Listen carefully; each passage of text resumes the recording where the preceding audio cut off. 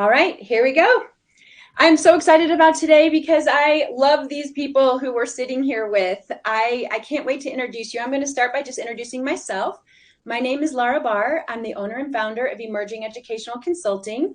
We are a college consulting firm that provides one-to-one mentorship for college-bound students from the beginning to end of the college application process. I often say we're in the business of raising good humans. So I'm so excited to have Hannah, who is our client manager and IEC. And even more excited to introduce Bill and Ryan, the owners and founders of Mindfish, a test prep company in Denver, Colorado. And they have been providing one-to-one tutoring and group classes since 2005. Is that right? Mm-hmm. 2005. So why don't you guys just really quickly introduce yourselves and say something awesome about yourselves, and then we'll get straight to the questions. Hey, thanks, Laura. That's a really generous introduction. Hi, everybody. I'm Bill Huston. I'm one of the co-founders and co-owners of Mindfish Test Prep and Academics, along with my right-hand man here, Ryan Krug. And we focus on one-on-one test prep and also do academic tutoring and kind of a full range of academic support services. And we've been lucky enough to work with Laura for many years and Hannah in the last few years, and to work with many of their amazing clients one-on-one throughout the SAT and ACT prep journey. So thanks so much for having us. Yeah, thanks, Laura. I actually live in Golden. Bill lives in Boulder, and we do have offices in Denver and Boulder and Denver Tech Center, as well as Lakewood. So if you're, and basically in the front range, we're happy to help you out. And Bill and I have been working together since '05, but we actually went to school together and have known each other since 1996.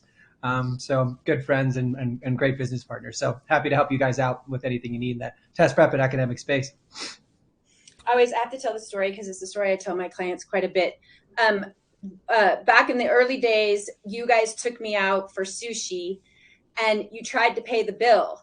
And I was like, wait, I'm pretty sure I should be paying this bill because you saved me about $120,000 because you were the tutors for my daughter, Alexi, who went to College of Worcester, where the difference between back then, and I know it's really different, we'll talk about that today. Back then, the difference between a 25 and a 27 was a $30,000 scholarship at College of Worcester. So I was like, I'm pretty sure I should be paying for this. So I still am grateful for you for that. And I mean, really the topic of today is, man, the landscape has just changed so much, and college admissions has changed so much. And I think parents and counselors are having a hard time keeping up and knowing, how to advise parents and how to advise kids. So I'm just going to dive into some questions that came through before this event, which I think really, let's just set the landscape. Like, what is the current state of test optional admissions? Mm-hmm. And how are families to think about SAT versus ACT? And then, I know the bigger question is we also have this digital SAT coming down the pipe. So really the first question is like, what is the landscape of test optional and what does that mean for testing in general? Yeah, it's a really good question. And, frankly, I feel like the landscape has been shifting for a really long time. I'm 45 and I have younger kids. I took these tests, SAT and ACT, back in 1995. And even well before COVID and the test optional acceleration in the last few years, things were radically different than they were in 1995. So it's sort of like a landscape that's always evolving. But in the last few years since the pandemic hit, it's evolved maybe a little bit more quickly than it had been prior to that time. Test optional really quickly means that schools do not require SAT or ACT tests for admissions if they have test optional policies, but they still consider the scores if students choose to send them. And right now we can say the majority of colleges in the United States have test optional policies, which means, again, scores are not required, but they're considered if students submit them. That's different than what we call test free or test blind. There are some schools, about 80 schools in the country, that are either what we call test free or test blind, which means they don't look at tests under any circumstances. That's kind of the most radically different policy than what we're used to from, say, 5 or 10 years ago. On the other side of the spectrum, there's a cohort of schools that actually require scores either still, in the case of Florida public schools, they never went test optional, even during the height of the pandemic. And in some other cases, we've got schools that were test optional for a couple of years during COVID and have now gone back to requiring tests. Schools like Georgia Tech, Purdue University, MIT. So we've got this very variable landscape where you've got some schools that don't look at tests under any circumstances, a ton of schools that don't require them but do look at them, and then some schools that actually require them. And so what Ryan and I kind of land on is it's a variable landscape. There's a lot of uncertainty out there, and different schools have different policies. So this is something that you all at Emerging are really good at, picking your college list and knowing what the policies of the schools you're interested in are is hugely important right now. And when we talk to families, which Ryan and I do every day, about this process, and they're wondering whether or not to test, frankly, most of the families we talk to have already determined that they will test because their list is still evolving, because they're still adding schools, because they're not quite sure exactly where they're going to be applying and exactly what the policies are at those schools, right? So if you read the headlines over the last few years, it seems like poof, SAT and ACT went away. They're not a thing anymore. That's not the case at all. The landscape is much more nuanced than it used to be, and there's a lot of variability between different schools, but the tests are still out there, and a lot of students are still well served to take them. Yeah, just to piggyback on that just a little bit, I just think from a student perspective, this test optional policy is great, because if you you're not a great tester and your scores are not commensurate with your grades and your extracurricular activities, then testing might not be for you given your school list. However, if you are a good test taker, it can really be a boon for your application, and it's something that can really help you stand out. So, for most students, we always advise make sure you know where your scores are, and then we can generally develop a plan based on your goals and the schools you're looking at. And what we're seeing more and more often is that at the more competitive schools, if you are testing well, which means you're hitting kind of that middle, the inner quartile range of the school, you're seeing significant improvements in your application success. Obviously, it depends on school to school, specifically what that number is. But I think it's great for students. So for students that absolutely hate tests and have no business ever taking them, you can walk away. But for a lot of kids, you've got a good score and you can improve it. It's going to be worth your while to do that. Yeah. And one thing I'll add just quick is that a lot of people think that it's sort of an all or nothing proposition. Either I'm not testing at all and not sending my scores anywhere, or I'm going to focus on testing and put a ton of energy into it and really prioritize it. When in truth, it's somewhere between those two extremes. You can test and then choose where to send your scores, right? This is really important. You can apply to 10 schools and choose only to send your scores to 3 of them, or you send them to all of them. Or as Ryan suggested, you're not happy with your score, you don't think it represents you well, maybe you send your scores nowhere. But you can figure that out after the fact. You're not obligated to share your scores just because you take the test.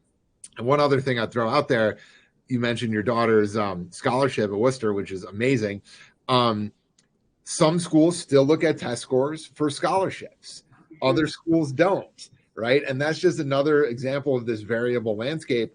So you may choose to submit a score to a certain school because it will get you significant financial aid money, and you may choose not to submit a score to another school because it's super competitive and your score is not going to help you. But there are so many different options. So as Ryan said, we've really kind of embraced this phrase test optional because it gives students a lot of flexibility with how to position themselves, how to use those scores to their best advantage. In my field of college consulting, we often say the most common answer to all questions is it depends. It's like there's so much to know, and then it also changes. So I really appreciate that. And I think you've kind of answered this question of, like, in the context of this landscape, how are high school counselors and college consultants and even you guys advising students to decide to take it or not? I mean, I'm kind of answering my own question because in our practice, we really say, let's do those baseline tests and let's see where you start. So that could lead me to one of the questions that one of our participants has asked, which is, how do you decide to take the SAT or the ACT? Ryan, you want to fill that one? Yeah, that's a good one. So we have a practice test program that we love to use for all of our students that come with that question. We firmly believe that there's a lot of preconceived notions and honestly like urban myths around each test that aren't really true. Whether your brother did better on the SAT or you've heard something. The best thing to do is to take both tests, find out what your baseline is, and when we do that, we like to look not just at the scores, but we like to look at the student experience. What did the student feel when they were taking the test? Did it feel more comfortable? Where were the challenges? Are those things we can help them surmount? Because at the end of the day, it isn't just which score is better. It's which score is a score that you can eventually push to the highest level. And those are sometimes a little bit different. So most of our students come in and their scores are pretty close, honestly. I think there's a slight bias towards the ACT with most Colorado students in terms of starting with a slightly higher score. But we try to look not just at the scores, but look at the students' strengths and weaknesses, where they're willing to, work hard, and where that improvement really lies. And then we try to develop a customized plan for one of the two tests predominantly. And like I said, in Colorado, the ACT has generally been the winner a little bit more often than not. But it really depends on a student, whether you're a fast reader or a slow reader, where you're at in math in terms of your high school curriculum, your comfort level with science, whether or not testing, fast-paced testing is a thing that you really struggle with or not. These are some of the, considerations that we make on top of just which score is higher. Yeah, and one important. Oh, sorry, Laura. Sorry to cut you off. Maybe you could answer this while you answer yours. Does it matter to colleges which one? That's exactly what I was going to say. We got a mind meld going here, Laura. Colleges are unbiased and open to either test, SAT or ACT. They will take either one equally. There's no preference or no bias. And that's important for people of my generation, because back in the day, a couple decades ago, there were geographic disparities. Like East Coast schools really preferred the SAT. I'm from the Midwest, and the ACT was really popular at that time in the Midwest. Still is. But now colleges look at them entirely equally. And that's the premise behind what Ryan was describing of our practice test program. Take a test, see which one you do better at, see which one you like better, see which one is the better test for you as an individual. That's the one to focus on. And one other thing to clarify, we don't recommend taking the official test to figure out which one is the better fit, right? We recommend a practice SAT and a practice ACT, and then moving forward from there on the test of your choice. And those tests are readily available online, collegeboard.org or act.org. And so the tools are out there. No need to sit for an official test to plan. You can do that with practice tests. That's a great point. Okay, well, that leads us right into talk to us. All of us are dying to hear about what does this digital SAT mean? And is ACT going to go digital? And how do you decide? How does that affect students who have learning challenges or learning disabilities or accommodations? And so I'm going to let you guys go off on this question. Yeah, this is a big open-ended topic. It's been in the news a lot. So quick timeline first. The first digital SAT was given internationally outside of the US back on March 11th. So just about 2 months ago now. So we had some cohorts of international students who have already taken the new digital SAT. It's not yet out for US students. US students will take a digital PSAT, essentially the PSAT version of the new digital SAT this fall, October 2023. US students will see the digital PSAT for the first time. And then the digital SAT will be launched domestically here in the US in March of 2024. So the timeline, we're about 10 months out from the SAT in spring of 2024.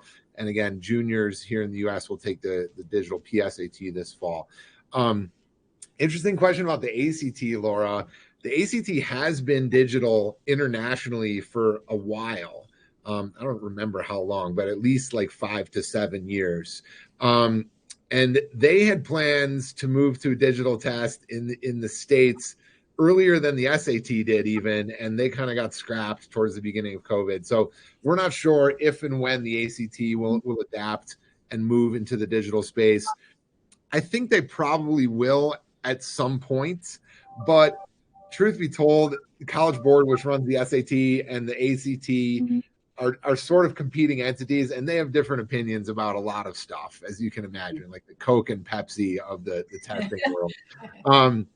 And the SAT has gone digital to try to adapt to digital nativity in students. Students are used to doing work on computers and tablets. It's also an adaptive test, and we can talk about that. So the SAT run by the College Board has really tried to adapt to the digital world in which we live, and I think kind of stay top of mind and pivot in a way that students will like, and in a way that's kind of consistent with their digital tendencies. The ACT is sort of going the other way and digging in their heels and saying, we're the tried and trusted test.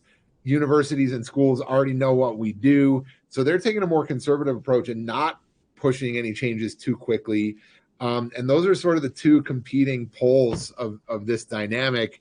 Got the, new fancy upstart SAT, and you kind of the old guard on the ACT side. And, we'll see which one resonates more with students and families and colleges. Yeah, and it's pretty clear that when the SAT redesigned the test, they did it with the intent on making students like it more. So for the, it's shorter. Those long reading passages are gone.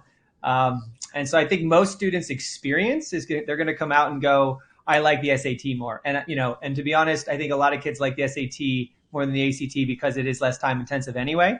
So I think they're hoping to see the market respond, accordingly in terms of it being a more just an easier test to digest for students. Unfortunately, we don't know if that's going to translate from a scoring perspective, because as the test gets easier, what happens is curves get harder. So right now, until we have good data on the curves, I think it's really, generally speaking, good advice to look more at the ACT unless there's a clear reason to look at that digital SAT. Because the last time the SAT made a change, the first few tests, the curves were just incredibly difficult. And for students to do very well, they had to basically miss 0 questions or 1. And the moment you missed a few, your score dropped precipitously. So we don't know if that's going to happen again, but it's my gut feeling that that curve is going to get very, very difficult. We'll see, how they adjust over time. Luckily they've had the international test, so hopefully they can get it together by the time the PSAT happens in October. Well, it's like we've already had so much chaos around this topic. Like, how are colleges going to evaluate a student's performance on? That's a great question too, and whether or not this test really is going to gauge college success and allow them to evaluate, different strengths. I mean, again, as Bill mentioned, the ACT is holding firm in hopes that they're perceived as the harder test, and that schools that are more selective may actually. I don't think they'll ever overtly say they prefer it, but maybe they look at it as a stronger indication of academic success. That remains to be seen, honestly. So it does. At the same time, the College Board has amazing relationships with basically every university in the country. And it seems like the colleges and the universities are on board with the new tests. We haven't seen any objection to it. We haven't seen any admissions department say, we don't trust the new test, or we have concerns about the new test. And for what it's worth, the College Board is saying new scores on the new digital SAT will be the same as scores on the old paper SAT, meaning they can be interchanged and equated exactly. So if you took a paper SAT this fall and got a 1350, the College Board thinks that's the same as a 1350 on the new digital test, which you would take in the spring. And because of that, they're also equated to the ACT in the same way. College Board and ACT collaborate on these documents called concordance tables, which say this ACT score is equal to this SAT score. And right. those tables are not changing, and no one's calling for them to change. So College Board is saying the scores will be equivalent, that, to take them at their party line, they're going to measure the same things, and you can count on these scores. And it seems like the universities are basically going along with that for now. We'll see once a lot of students take this test, how that actually plays out. And to Ryan's point, not only were the scales quite difficult the last time they changed the test, they were just unpredictable. So some scales were super hard, some scales were super lenient. And frankly, this is back in 2017. College Board had like a quality control issue where the tests were not as consistent and the scales were not as consistent as they should have been. So I think the universities are in on the new test. They're okay with it. Whether it's a good experience and choice for students is the open question, right?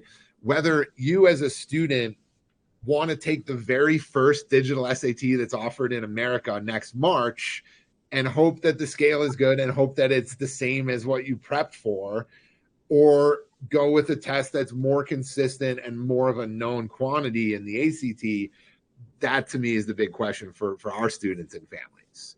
And how are you answering that question? And how are you, like, is it a difference in how students prepare for the test? You guys have developed this incredible strategy and program that is unbelievable. As you know, I'm one of your biggest fans. But what happens now? Like, how do you prepare students for a whole different test? And what are you thinking about that? Well, Ryan, you spent a good deal of time looking at the math sections of the new test. Yeah, fortunately, content-wise, the test is really not that different mathematically. So same emphasis, we're looking at arithmetic, geometry, algebra 1, algebra 2, a little bit of trigonometry. So for kids that were, inclined to take the old SAT mathematically, I don't see a big change. The reading and the writing have been blended together. But, I don't see a difficulty increase. I think, again, that the real challenge is just if you're looking for a very, very high score, is just knowing if that curve is going to be predictable or not. To me, that's the unknown. That's the one that's challenging. And that's why, if I have a student who's really looking to get to that 99th percentile score, I want them to basically consider the ACT because it's a known quantity. Now, if they're just so much more suited for the SAT, we may have to go in that direction. And I don't think it will be a huge jump. But that, again, there is that lack of predictability around the curve that I think is going to cause us to advise most clients to prep for the ACT if things are pretty well balanced, right? So if if it's not a clear cut decision, then I think the ACT is a better decision because, again, you've got a known quantity, you've got materials and tests to practice from, many, many more, let's say, hundreds instead of a dozen, and then a curve that you basically can count on. Yeah, and one thing that's interesting about the curve is that the College Board won't be releasing the scales for live tests once they start being published next spring. So with the current test, they would release most of the scales, and you could then tell, okay, you missed X number of questions. Here's your score. We're going to be doing a lot of guesswork on that because the College Board hasn't released that. I mean, they have released it for practice tests, but they won't be releasing it for official tests.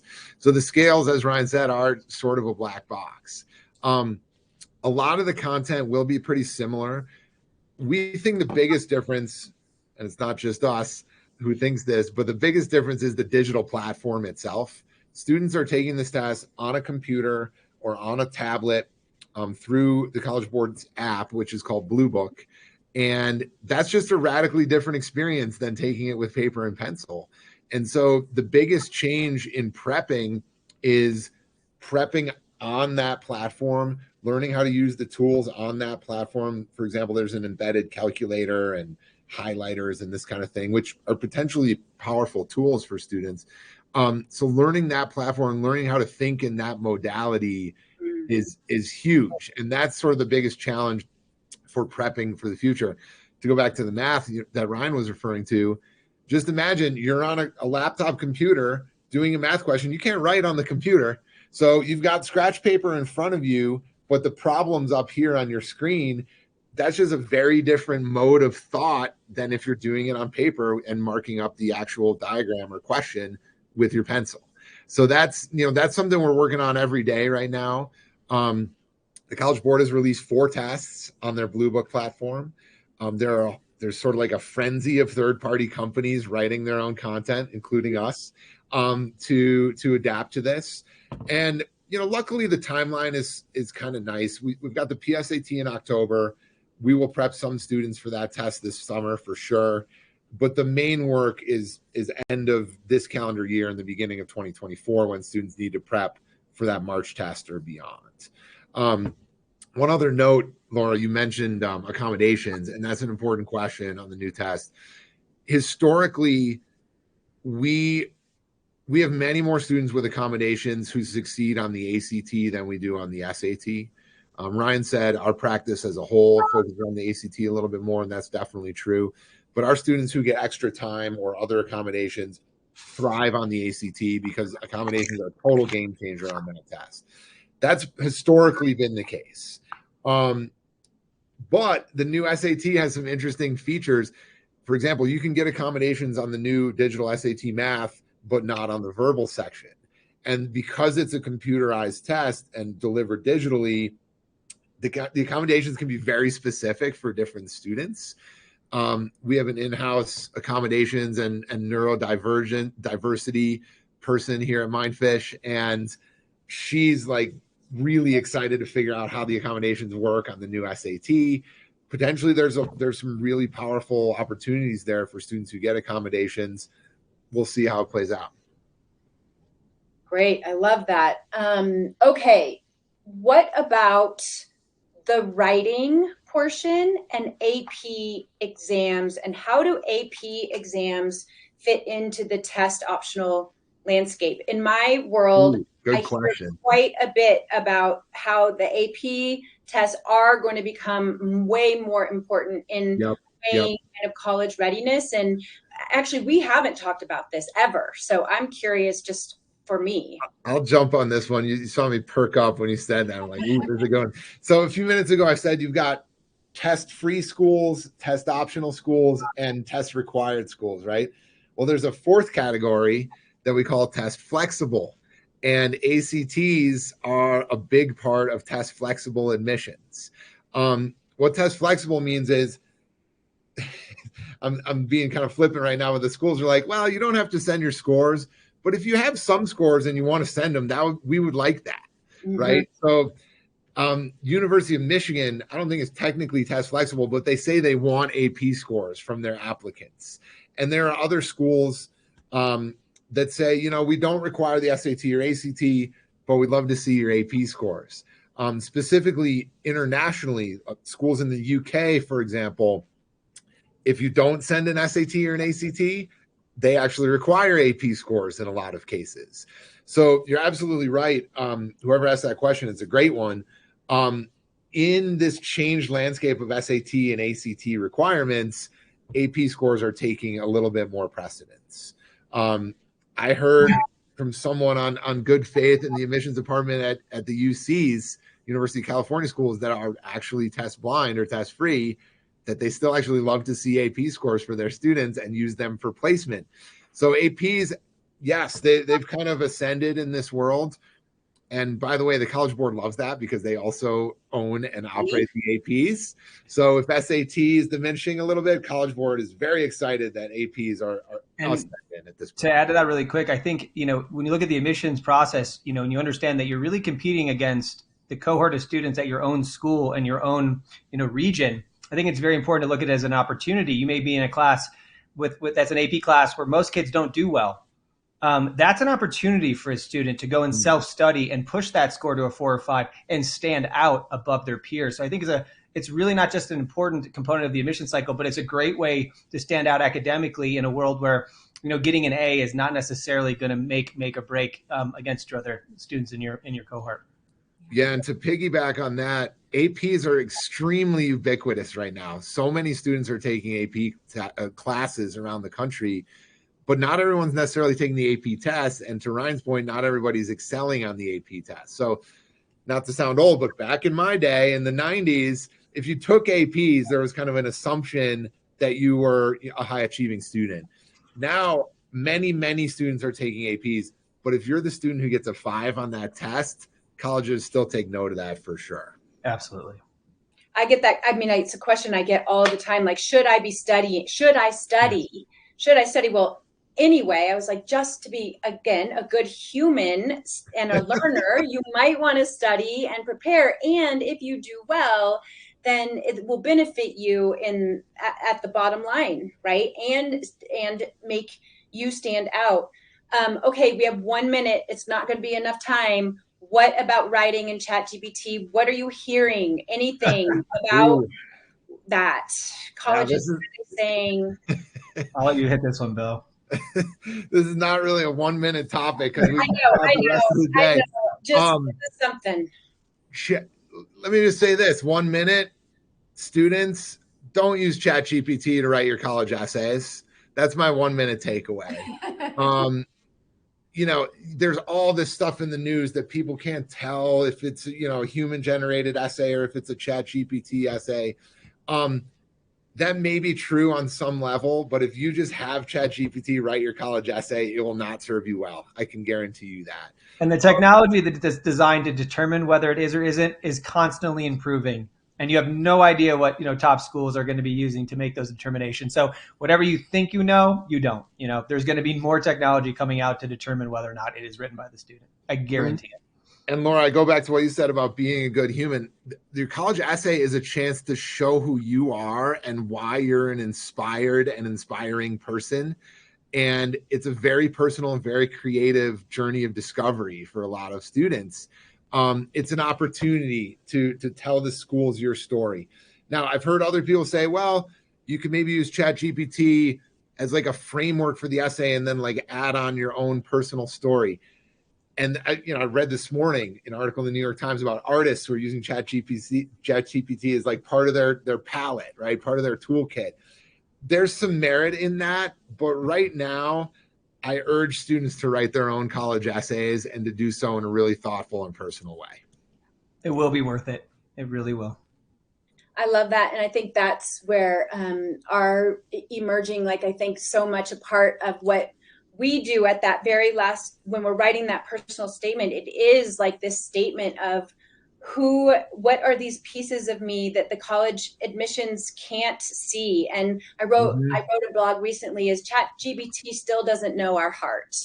Right. I mean, it may be reading our mind soon, but it can't know our heart yet. And I think it's that vulnerability and that heart that I often see coming out in those essays that colleges admission teams really love. So I'll throw something on there real quick, Laura. I've seen students be transformed by the essay process. Yes. Like I described it as a journey of discovery a second ago, and I'm not exaggerating. I've seen students discover something about themselves in the process of writing their college essay that led them to either find a new passion or interest, change which schools they were applying to, or change what they wanted to study at those schools. So it's really an opportunity to learn about yourself and express that in a really powerful way. Yeah, that's great. All right, well, that's it. And I promised everybody 30 minutes. That's all we do. And so that means you'll come back next time. And thank you, everybody, for joining us. Thank you, Laura. Thank you, Hannah. Ryan and Hannah for being here. Thank you. Thank you all so much. Bye.